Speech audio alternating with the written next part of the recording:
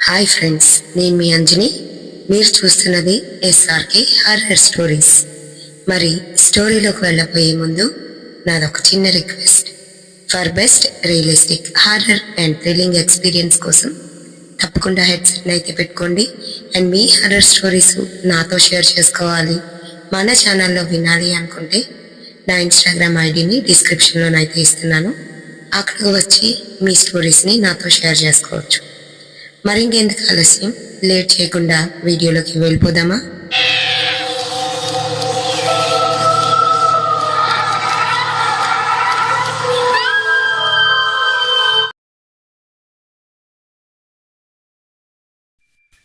First of all మీ అందరికీ కూడాను sorry చెప్తున్నానండి. వాయిస్ అయితే చాలా దారుణంగా ఉంది. అయినా కూడా స్టోరీని ఎంజాయ్ చేస్తారని మీకోసం త్వరగానైతే స్టోరీని అప్లోడ్ చేస్తున్నాను. సుందర్, మీనా మ్యారేజ్ అయ్యి 10 years అవుతుంది. వాళ్ళ అమ్మతో కలిసి అయితే ఉంటున్నారు. వాళ్ళ అమ్మ తరపు బంధువులు పెళ్ళంటేనో ఆ రోజు రాత్రి హడావిడిగానైతే బయలుదేరారు. సుందర్కి కారు ఉండడం మూలంగా వాళ్ళ పిన్నులు ఇంకా వాళ్ళ అక్క కూడాను వీళ్లతో కలిపి అయితే వస్తున్నారు. అందరూ సంతోషంగానైతే ఉన్నారు. అర్ధరాత్రి 3:30కి అయితే లగ్నం. మరి ఆ టైంకి వీళ్ళు చేరుకోవాలి అని అంటే ముందు రోజు సాయంత్రమే బయలుదేరి ఆ రోజు నైటు అక్కడ స్టే చేయాల్సిందే.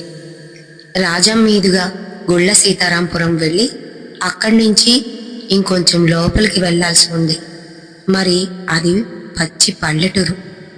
చుట్టూ అంతా కూడా పొలాలు, స్థలాలు నిర్మానుష్యంగానైతే ఉంటుంది.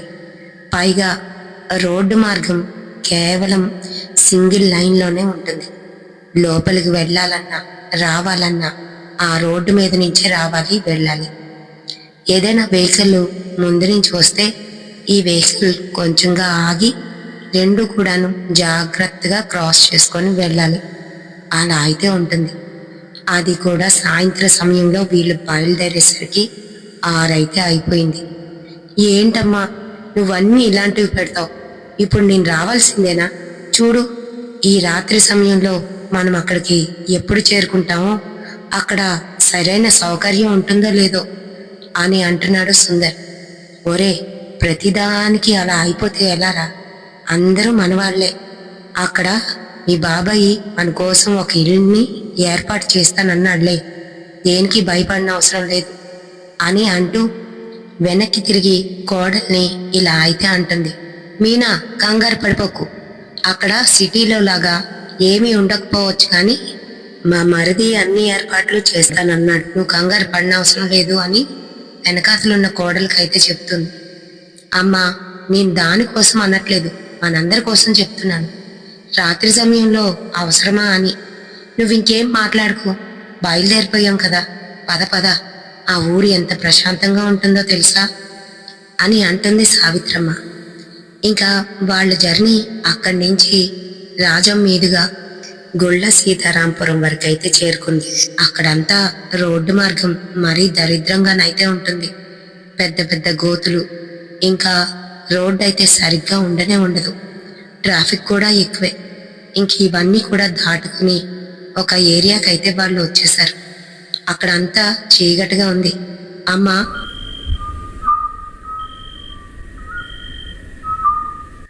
ఈలోగా వాళ్ళందరూ ఏంటి వేసుకుంటే బాగుంటుంది, అవును నువ్వు ఆ చీర పెట్టుకున్నావా అంటూ మీనా ఆడపడుచు దేవి అయితే అంటుంది. పెట్టుకున్నాను వదినా. మీరు అదేదో జిగ్ని పెట్టుకుంటానన్నారు, పెట్టారా అని అడుగుతుంది. అన్నీ పెట్టాను. వీడు తొందరగా వెళ్తే అక్కడ రెడీ అవ్వడానికి అన్ని ఏర్పాట్లు చేశారంట చిన్నాన్న, గబగబా రెడీ అయిపోవాలి అని అంటుంది. ఇంకేలోగా తను కూడా వచ్చి మళ్ళీ కార్ స్టార్ట్ చేశాడు. మళ్ళీ వాళ్ళ జర్నీ అయితే స్టార్ట్ అయింది. మరి అలానే వాళ్ళందరూ మాట్లాడుకుంటూ అక్కడికైతే చేరుకున్నారు. అది పల్లెటూరు అంటే మరి అలాంటి పల్లెటూరు కాదు. ఒకే దగ్గర ఒక 50 ఇళ్ళులుంటాయి. అదే మరి ఊరు. చుట్టూ అంతా కూడా పొలాలు,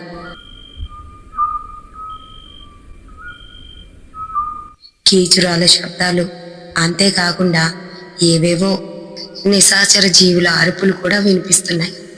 మరి అక్కడ మటుకు చాలా కోలాహలంగానైతే ఉంది. ఊరంతా కూడా ఒక్కటైపోయింది. ఎందుకనంటే ఉండేదే 50 ఇళ్ళు. ఎవరిదైనా పెళ్లి గాని లేదు ఏ పేరెంటకం గాని మరింకేదైనా గాని అందరూ కలిసి చేసుకోవడం అయితే అలవాటు. మరి ఆ రోజు కూడా అలానే అందరూ కలిసి అక్కడికైతే వచ్చేసారు. మరి ఊర్లో వాళ్ళందరూ కూడాను అక్కడ భోజనాలు అవుతుంటే ఆ భోజనాల దగ్గరికి అయితే చేరుకున్నారు. మరి అప్పుడే వచ్చిన వీళ్ళు వాళ్ళ తాలూకు వాళ్ళతోని మాట్లాడుతూ పెళ్లి కూతురు తరపు కాబట్టి పెళ్లి కూతురు ఎక్కడా అంటూ పెళ్లి కూతురుని చూడ్డానికి విడిదింటికైతే వెళ్ళారు. మరి అక్కడ పెళ్లి కూతురు రెడీ అవుతుంది. ముస్తాబవుతున్న పెళ్లి కూతుర్ని చూసి మీనా దగ్గరికి వెళ్ళి ఇది ఇలా కాదు అంటూ తానైతే రెడీ చేస్తుంది. అది చూస్తున్న అక్కడ వాళ్ళందరూ అబ్బా మీనా ఎంత కలుపుగోరు, చాలా మంచి పిల్ల, నువ్వు చెప్పినట్టు కాదులే అక్క అంటూ సావిత్రమ్మనైతే అంటున్నారు. ఆ పొగట్టకి నవ్వాలా లేదా కోడల్ని పొగుడుతున్నారని ఏడాలా తెలియక సావిత్రమ్మ మొహం అదో రకంగా పెట్టేసింది. ఈలోగా అక్కడికి దేవి కూడా వచ్చి ఎంతసేపు పెళ్లి కూతురునైనా మమ్మల్ని ఎవరిని తయారు చేయరా అని సెటైర్లు వేస్తుంది. మరి మీనా ఇంకా వాళ్ళ ఆడబడుచు ఇద్దరూ కలిసి బట్టలు మార్చుకొని గబగబా వాళ్ళు తెచ్చుకున్న ఆభరణాలన్నీ కూడా పెట్టేసుకున్నారు. అందరూ కలిసి అక్కడ ఉన్న షామియానా కిందను కూర్చొని చక్కగా మాట్లాడుకుంటున్నారు. అందరూ మీనా కాసి చూస్తున్నారు. అబ్బా నీకు 10 ఏళ్ల అమ్మాయి ఉందంటే ఎవరూ నమ్మరు తెలుసా మీనా, ఎంత బాగున్నావో అని అంటున్నారు కొంతమంది. మరికొంతమంది పొగుడుతూ ఉంటే అది చూస్తూ తట్టుకోలేకపోతున్నారు. పక్కనే ఉన్న దేవి అన్నీ బాగున్నాయి గాని మీనా నీ చేతికి ఆ దండానికి ఉండదేటి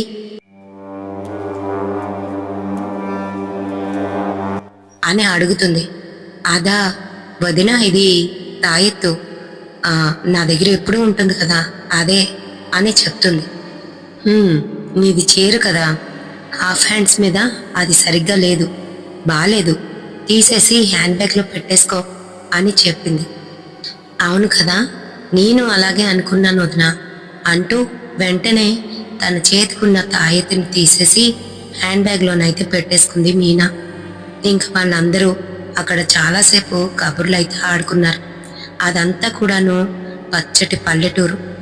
ఆ మధ్యలోనే ఇల్లులు ఉండడం వల్ల చుట్టూ పొలాలు ఉండడం వల్ల చల్లటి గాలి అయితే వేస్తుంది. రాత్రి అయిపోతుంది. ఇంక అందరూ కూడాను భోజనాలు చేసేస్తే మంచిది, అందరూ వచ్చి వెళ్ళిపోయారు, మనం ఆఖరణ అయిపోయాం, మళ్ళీ మనకి మిగిలవు, పదండి పదండి అంటూ భోజనాల వైపు అయితే వెళ్ళారు. వెనక్కే ఉన్న మీనా వదిన వాష్రూమ్ అని అంటుంది. అవును అంటూ వాళ్ళనైతే అడిగేసరికి వాళ్ళు ఒక ఇంట్లోని చివరన ఉంది, ఆ లోపలికి వెళ్ళండి అని చెప్పడంతో ఇద్దరు కలిసి ఇంటి లోపల నుంచి ఆ వాష్రూమ్కి చివరికైతే వెళ్ళారు. మరి అక్కడ అలానే ఉంటాయి పొడుగ్గా ఇల్లులు, అంటే మనలాగా రూమ్స్ దేనికి దానికి సపరేట్గా వేరేగానైతే ఉండవు. తిన్నంగా పొడుగ్గా ఒక ఇల్లు అయితే ఉంటుంది. ఒక్కొక్క గది దాటుతుంటే ఒక్కొక్క రూము వస్తుంది అని మనం అనుకోవాలంతే. మరి అలానే వాళ్ళు అవన్నీ దాటుకొని చివరికి వెళ్ళేసరికి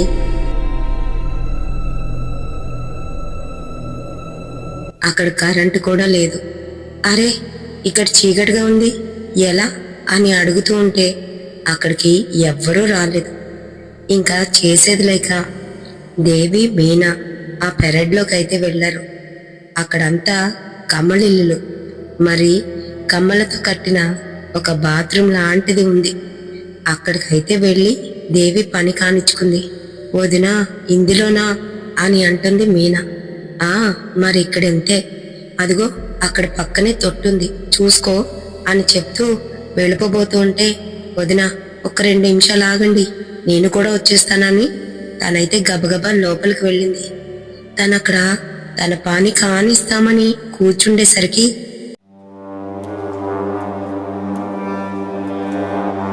తన పక్కనే వచ్చి ఎవరో కూర్చున్నట్టుగా తనకి ఒక భ్రాంతి అయితే కలిగింది. అయినా కూడా అవేమీ పట్టించుకోకుండా తన పని గబగబా కానిచ్చేసుకొని తను అక్కడి నుంచి లేచి బయటికి వస్తూ ఉంటే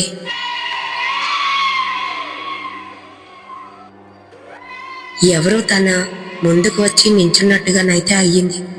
అంతే.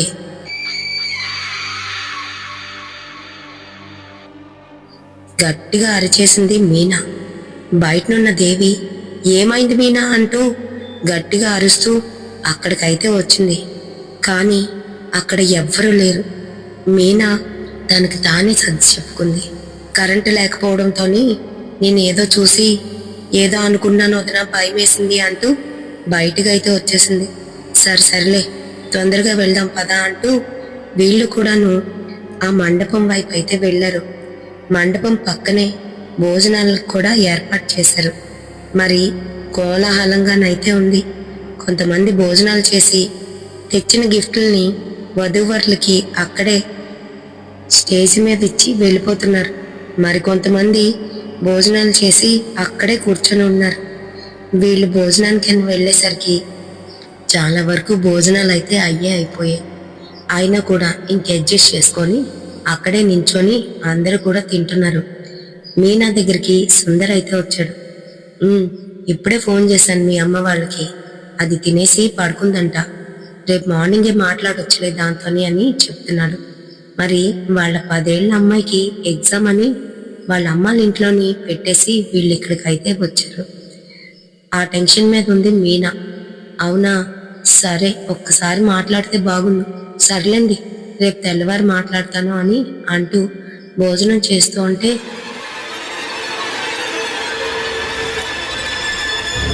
మీనా వెనకాతల ఎవరో నించొని తన మీద పడుతున్నట్టుగానైతే అనిపించింది. చీచి, ఎవరిక్కడా అని వెనక్కి తిరిగి చూస్తే అక్కడ ఎవ్వరూ లేరు. వాళ్ళు తినే టైంకి అక్కడ జనాలు కూడా పెద్దగా లేరు. అక్కడ ఉన్నారు. పైగా అదంతా కూడాను ఖాళీ గ్రౌండ్. ఆ గ్రౌండ్ లోపలే షామ్యాన కట్టి భోజనాలు అయితే పెట్టేశారు. తనకి ఎందుకనో అలా అయ్యేసరికి వింతగా, విచిత్రంగా, భయంగానైతే అనిపించింది. ఇక్కడ ఎవ్వరు లేరు కదా, ఎవరు నా పక్కకొచ్చి నించున్నారు, అలా వాలరు అని భయపడుతుంది. ఇంకా గబగబా వాళ్ళు భోజనాలు కానిచ్చి స్టేజ్ దగ్గరికి అయితే వెళ్ళిపోయారు. వధూవరులని ఆశీర్వదించి వాళ్ళకి ఇవ్వాల్సిన గిఫ్ట్ అయితే ఇచ్చేశారు. ఊర్లో జనాలు ఎలా ఉంటారు అని అంటే, పెళ్ళిళ్ళైనా ఏ పేరెంట్కాలైనా అక్కడికి వెళ్ళి వాళ్ళు ఇచ్చిన ఆతిథ్యం తీసుకొని ఇంకా వాళ్ళతో పాటుగా క్యారేజీలు తెచ్చుకోవడం బాగా అలవాటు. మరి ఆ క్యారేజీల నిండా కూడాను ఇంట్లో వాళ్ళకని చెప్పి పట్టుకెళ్తూ ఉంటారు. అలానే కొంతమంది పట్టుకొని వెళ్ళిపోతున్నారు. మరి కొంతమంది పెళ్లికి వచ్చిన వారు ఎక్కడ పడుకోవాలా అని ఆలోచిస్తూ అటు ఇటు చూస్తున్నారు. అయితే సుందర్ మటుకు మీరందరూ వెళ్ళి పడుకోండి, చిన్నాన్ని చెప్పే ఆ ఇంటికి వెళ్ళండి, అక్కడ విడిదిల్లు బాగుందంట, మేము ఇక్కడే ఉంటాం, ఏం పర్వాలేదు అని చెప్తున్నారు. అయితే వాళ్ళ చిన్నాన్న మటుకు తటపటాయిస్తూ ఆ ఇల్లు, ఆ ఇంటి ఓనర్స్ వచ్చేసారా, పర్వాలేదు మీరు కంగారు పడకండి, మరొక ఇల్లుంది, కాకపోతే అది పెళ్ళింటికి కొంచెం దూరంలోనే, బాగుంటుంది, ఇల్లు కూడా చాలా బాగుంటుంది, అన్ని సోఫిస్టికేటెడ్గా ఉన్నాయి, ఏసీ ఉంది, కరెంటు కూడా ఉంది, బాగుంటుంది అని మాట్లాడుతున్నాడు. ఏంటి చిన్నానా నువ్వు ఆకర్షణలో ఇలా చేస్తే ఎలా అని సుందర్ అంటూ ఉంటే, ఈలోగా సుందర్ వాళ్ళ అమ్మ సావిత్రి అక్కడికి వచ్చి, ఊరుకోరా, చిన్నాన్ని ఏదో రకంగా ఏర్పాట్లు చేశాడు, అదే ఎక్కువ, ఇంకేం మాట్లాడుకో, నువ్వు తీసుకెళ్ళు బాబు అని చెప్పి తను అమ్మలక్కలతోనైతే మాట్లాడుతుంది. ఇంకా మీనా, దేవి, వాళ్ళతో వచ్చిన దేవి పిన్నులే మరొక ఇద్దరు, మొత్తం 4 కలిసి వాళ్ళ చిన్నాన్న వెనకాతలే వెళ్తున్నారు. అది రాత్రి సమయం, పైగా అప్పటికి 12 అయితే అయిపోతుంది. ఇంకా ఆ టైంలోని నిద్ర మొహాలతోని అలానే తన వెనకాతలే వెళ్తున్నారు. మరి ముందుగా మనం చెప్పుకున్నట్టు అది పల్లెటూరు కాబట్టి రాత్రి సమయంలో ఎవ్వరూ బయటికి రారు. పైగా చాలా చిమ్మ చీకటిగా ఉంటుంది, ఎక్కడా స్ట్రీట్ లైట్లు కూడా ఉండవు. చుట్టూ అంతా పొలాల వలన చల్ల గాలి అయితే వేస్తుంది. చీకటిగా ఏవీ కనిపించట్లేదు. వెనకాతలే దేవితో మాట్లాడుకుంటూ వస్తున్న మీనాకి సడన్ గా ఎవరో తన భుజాన్ని తట్టినట్టుగానైతే అయ్యింది.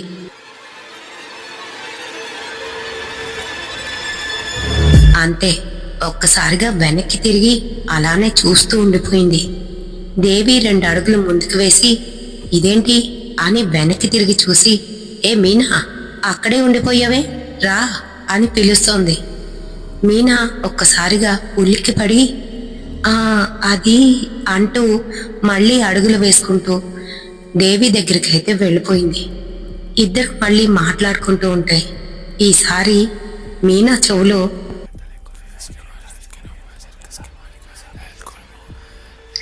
ఎవరో గుసగుసలాడుతున్నట్టుగానైతే అనిపిస్తోంది. తను ఏమి మాట్లాడకుండా దేవి మాట్లాడుతుంటే అలానే నడుచుకుంటూ వచ్చేసింది.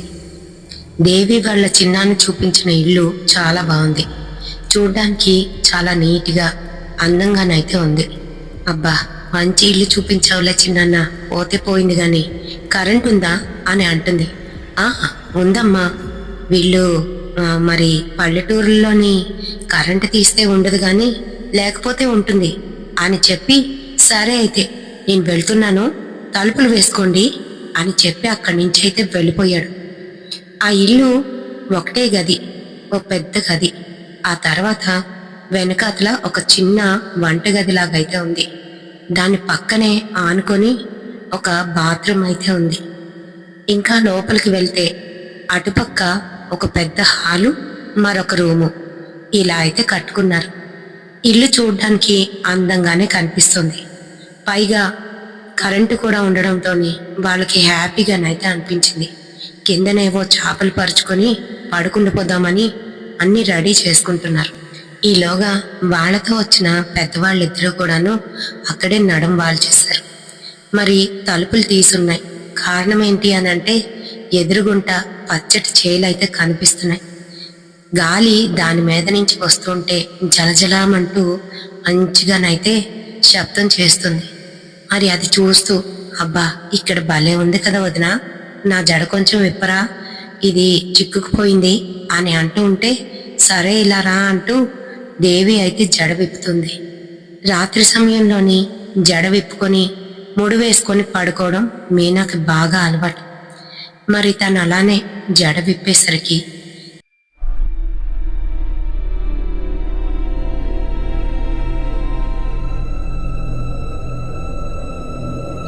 పొలాల లోపల నుంచి ఎవరో ఒక నల్లటి ఆకారం తన వైపే చూస్తూ అందులో నుంచి నడుచుకొని ఎదరికి వచ్చినట్టుగాను మీనాకైతే అనిపించింది. అంతే,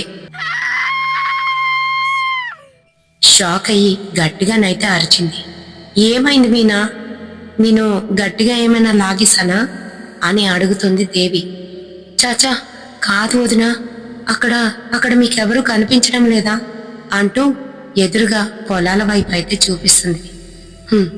నువ్వు రాత్రి సమయంలో అటుపక్కకి చూడకూడదు, ఉండు అంటూ వెళ్ళి తలుపులైతే వేసేసింది. ఇంకిద్దరు కూర్చొని పడుకోకుండా కబుర్లైతే ఆడుకుంటున్నారు. మరి అత్త కోడళ్ళైనా వదిన మరదళ్ళైనా ఎవరైనా కూడా ఆడవాళ్లే కదా, వాళ్ళకి ఎన్ని మాట్లాడుకున్నా ఇంకా ఎక్కడో ఊసులైతే మిగిలిపోతూ ఉంటాయి. మరి అలానే మీనా, ఈ మధ్య నువ్వేంటి తేడాగా కనిపిస్తున్నావు, మళ్ళీ నాకేమైనా మేనల్లుండి ఇద్దామనుకుంటున్నావా ఏంటి అని అంటుంది. చాచా, అదేం లేదు వదినా అనేలోపే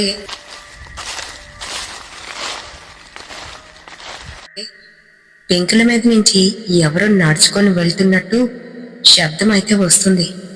వాళ్ళుంటున్న ఆ రూంలోకి క్లియర్గానైతే వినిపిస్తుంది. అంటూ ఇద్దరు కాసేపు ఆగి ఆ శబ్దాన్ని అయితే విన్నారు.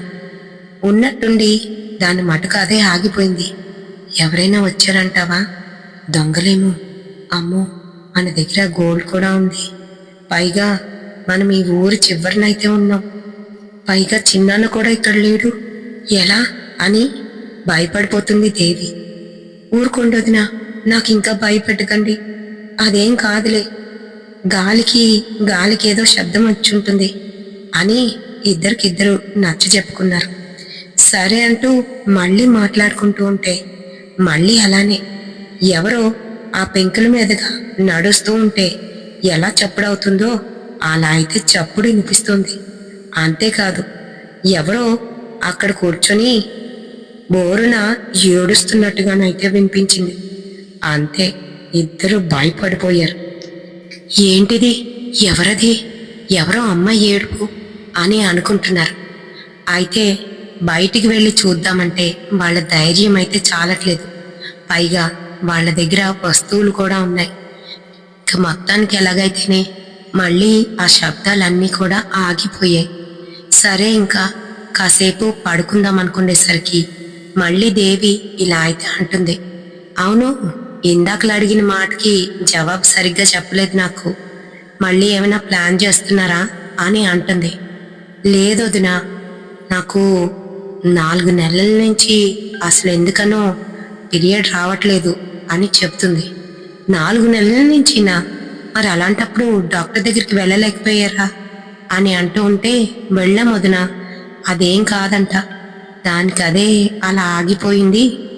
ఒక్కొక్కసారి బ్లడ్ లేకపోతే అలా జరుగుతుంది, కంగారు పడవలసిన అవసరం లేదని చెప్పారు వదినా అని మీనా అయితే అంటుంది. ఇంకా సరే అని వాళ్ళిద్దరూ పడుకునే సమయానికి ఉన్నట్టుండి మీనాకి ఎందుకనో తన కడుపు ఎవరో మెలేసి తిప్పేస్తున్నట్టు విపరీతమైన నొప్పి అయితే మొదలైపోయింది. అబ్బా అంటూ లేచి కూర్చుంది మీనా. ఏమైంది అని దేవి అడుగుతూ ఉంటే, ఏమో వదినా, అదే తెలియడం లేదు, బాగా పెయిన్ వస్తుంది, కడుపులో విపరీతమైన నొప్పి వస్తుంది అని ఏడుస్తోంది. సరే సరే, కంగారు పడుకో, ఆయిల్ అప్లై చేయనా అని అంటుంది. ఆహా వద్దు, నేను వాష్రూమ్కి వెళ్ళాలి అంటూ గబగబా తను వాష్రూమ్లోకి అయితే వెళ్ళింది. అంతే, తను వాష్రూమ్కి వెళ్ళేసరికి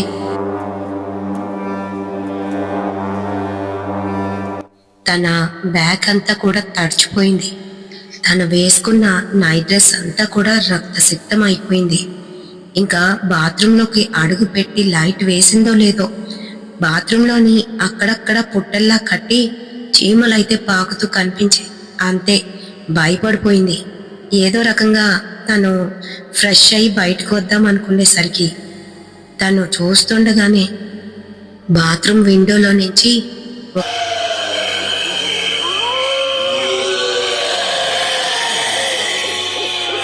ఒక అమ్మాయి ఎగురుతూ తెల్లటి వస్త్రాలలోనైతే ఉంది. ఎర్రటి కళ్ళతోని జుత్తంతా విరబూసుకొని అలా తన్నే చూస్తూ గట్టిగానైతే అరిచింది. అంతే, ఆ అరుపుకి తనకి కడుపులోని ఇంకా నొప్పి అయితే లేచింది. అంతేకాదు, ఎడతెగకుండా అలానే బ్లీడ్ అయితే అయిపోతుంది. ఇంకా బాత్రూంలో నుంచి గట్టిగా కేకలు పెడుతుంది మీనా. అది విన్న దేవి, ఏమైంది, తలుపు తీ మీనా అని బాత్రూమ్ తలుపు అయితే కొడుతుంది. ఇంకా మీనా వచ్చి తలుపు తీసేసరికి అక్కడ చీమలైతే ఉన్నాయి కానీ కిటికీలోని ఎవరూ లేరు. మీనా ఒళ్ళంతా రక్తసిక్తమై కనిపించింది.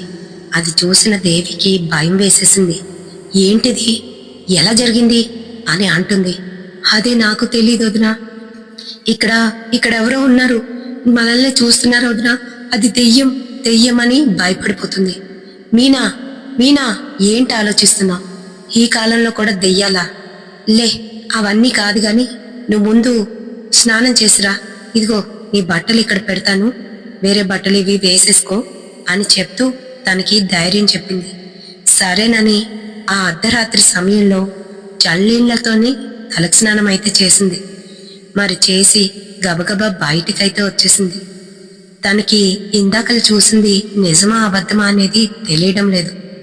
బాత్రూంలో చీమలు, పైగా ఆ అర్ధరాత్రి సమయంలో అలా స్నానం చేయడం మీనాకి గందరగోళంగానైతే ఉంది. ఎప్పుడు ఇక్కడి నుంచి వెళ్ళిపోదామా అని ఆలోచిస్తుంది. ఇప్పుడు ఓ పక్కకి జరిగి పడుకోవడానికి అయితే ప్రయత్నిస్తుంది. తను ఎంత ప్రయత్నిస్తున్నా నిద్ర అయితే పట్టట్లేదు. కళ్ళు మూసుకుంటే చాలు అదే ఇమేజ్ తన కళ్ళ ముందైతే కనబడుతుంది. అదే తెల్లటి చీర, చేతులు కాళ్ళు పుల్లల్లాగైతే ఉన్నాయి. జుత్తంతా కూడాను విరబూసుకున్నట్టుగా ఉండి అతి దారుణమైన ఎర్రటి కళ్ళతోని తన్నే చూస్తున్నట్టు మీనా అయితే ఫీల్ అవుతుంది. ఇంకా భయంతోని నిద్ర పట్టడం లేదు. పైగా చలి, ఓ పక్క నుంచి దోమలు బాగా కుడుతున్నాయి. ఈలోగా ఉన్నట్టుండి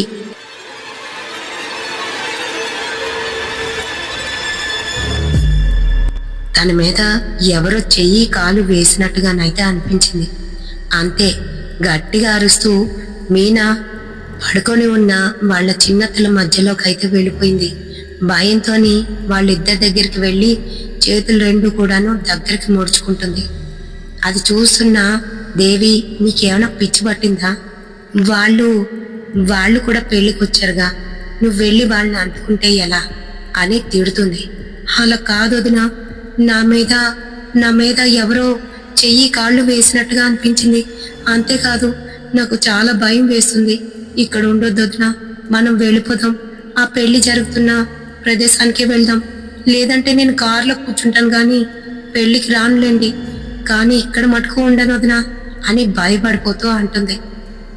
దేవి మటుకు ఇలా అయితే అంటుంది, ఇప్పటికి బయటికి వెళ్ళాలంటే ఎలా? మన ఊర్లోలా కాదు, ఇది పల్లెటూరు. పైగా సెల్ ఫోన్లో సిగ్నల్ కూడా లేదు. చూడు ఇదిగో అంటూ తన సెల్ ఫోన్ అయితే చూపించింది. వెంటనే దేవి తన సెల్ ఫోన్ ఓపెన్ చేసి చూస్తే అందులో కూడా సిగ్నల్ లేదు. పైగా అందులో ఛార్జింగ్ కూడా అయిపోవచ్చింది. ఈలోగా దేవి, ఉండు బయటికి వెళ్ళి సిగ్నల్ దొరుకుతుందేమో చూస్తాను అని తలుపు తీసి బయటికైతే వెళ్ళింది.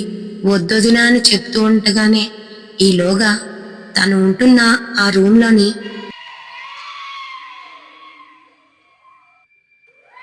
రూఫ్ మీద నుంచి ఒక ఎర్రటి కాళ్ళు వచ్చి కిందకైతే కనపడుతున్నాయి ఊగుతూ. అంతే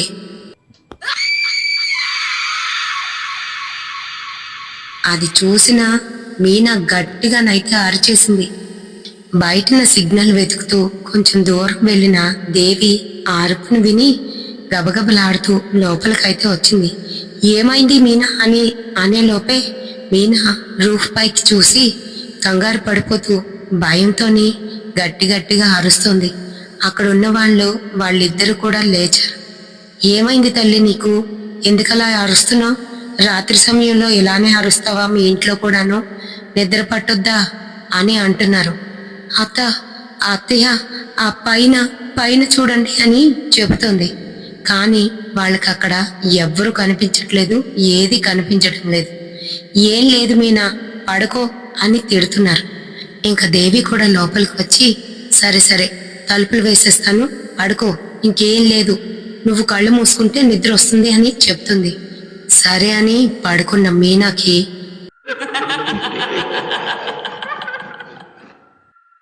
తన మీదకి ఎవరో ఒక అమ్మాయి ఎక్కి కూర్చున్నట్టుగానైతే అనిపించింది. కళ్ళు తెరిచి చూసేసరికి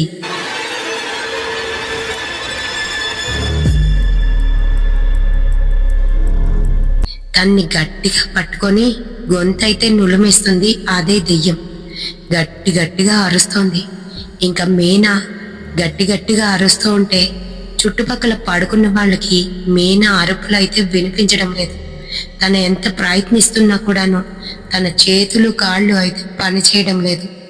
అలా ఎంతసేపు జరిగిందో మీనాకి తెలీదు. పాపం ఎంతగానో ప్రయత్నిస్తుంది. తన హ్యాండ్ బ్యాగ్ ని దగ్గరికి లాక్కుందాం, అందులో ఉన్న తాయిత్ వల్లనైనా అది వదులుతుందేమోనని, కానీ తన వీలు కావడం లేదు. తన్ని గట్టిగా గొంతు నులిమేస్తూ, నువ్వు నాతో వచ్చేయి అంటూ గట్టిగా అరుస్తోంది. ఇంకా మీనా అలానే ఉండిపోయింది. పూర్తిగాను తన శక్తినంతా కూడాను కోల్పోయినట్టుగానైతే అయిపోయింది. కొంతసేపు తర్వాత తన కళ్ళు తెరిచి చూసేసరికి ఎలా వెళ్ళిందో తెలీదు. తన బాత్రూంలో పడి ఉంది. తన తలకి గాయమైతే అయ్యింది. అక్కడి నుంచి విపరీతంగా రక్తమైతే కారుతుంది. బయట నుంచి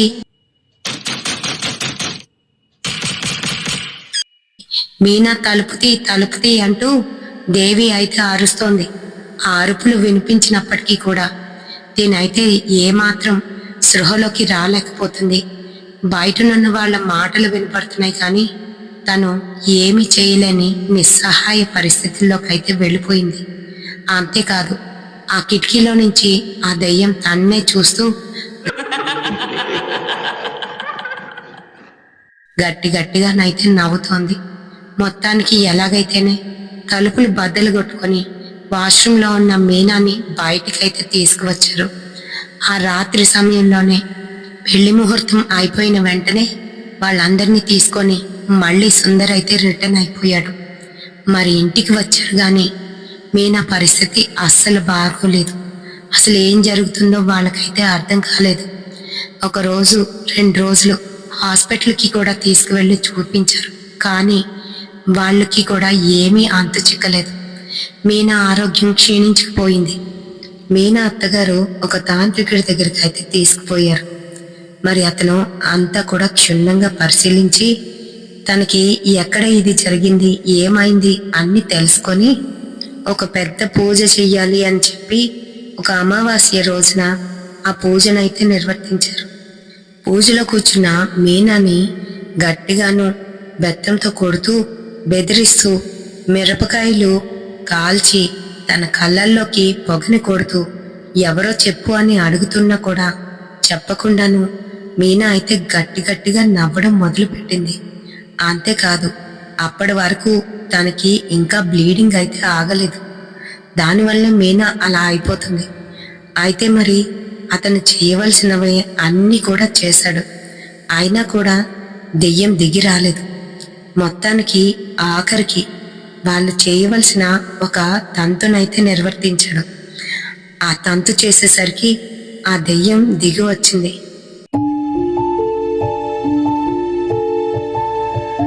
చెప్తాను, నన్నేం చెయ్యొద్దు, నన్ను వదిలే అంటూ తన గురించి చెప్పడం మొదలుపెట్టింది. ఆ ఊర్లో అమ్మాయే. ఆ అమ్మాయి పేరు సునీత. మరి ఎంతో అందంగా ఉన్న సునీత కాలేజీకి కూడా వెళ్ళడం మొదలుపెట్టింది. Inter first year. తను కాలేజీకి వెళ్ళి వస్తూ ఉంటే జైల్లో పనిచేస్తున్న శ్రీను ప్రతిరోజు సునీతతో మాట్లాడడానికి అయితే ప్రయత్నించేవాడు. అలానే వాళ్ళిద్దరి మధ్యలోని ప్రేమ అయితే కుదిరింది. ఆ తర్వాత సునీతని పెళ్లి చేసుకున్నాడు కూడాను. పెళ్లి చేసుకుని అదే ఊర్లోని వాళ్ళు మకాం పెట్టినా సునీత కడుపుతో ఉందని తెలిసిన తర్వాత వాడు సునీతని మోసం చేసి ఎక్కడికో అయిపోయాడు. మరి ఊర్లో జనాలు ఊరుకుంటారా? అందులోకి ప్రేమించి వద్దని చెప్తున్నా కూడా పెద్దల్ని ఎదిరించి అదే ఊర్లోని ఊరు చివరన ఇంట్లోనైతే మకం పెట్టారు. మరి ఆ ఊర్లో ఉంటున్నా కూడా ఎవ్వరూ పట్టించుకోవడం మానేశారు. పాపం కడుపుతో ఉంది, ఏం తింటుంది, ఏం బతుకుతుంది అని కూడా ఆలోచించడం మానేశారు. తను బయటన ఎక్కడా కనిపించడం లేదు. ఆ ఇంటి వైపు కూడా ఎవరూ వెళ్ళడం మానేశారు. ఈలోగా అటుగా వెళ్తున్న సుందరయ్య ఆ ఇంట్లో నుంచి ఏదో వాసన వస్తుందని అందరికీ చెప్పడంతోని లోపలికి వెళ్ళి చూసేసరికి అక్కడ ఉన్న ఫ్యాన్కి ఊరేసుకొని కనిపించింది సునీత. కడుపుతో ఉన్న అమ్మాయి ఇలా ఊరేసుకుంటే ఊరికి మంచిది కాదు అని చెప్పి అక్కడే దూరంగా ఒక చెట్టు దగ్గరికి తీసుకెళ్ళి అలానే కట్టేసి వదిలేశారు. తల్లిదండ్రి ఉంటున్నా కూడా ఒక అనాథ శవంలా నాకు అంత్యక్రియలేమీ కూడా చేయకుండానే నన్ను సాగనంపేశారు అంటూ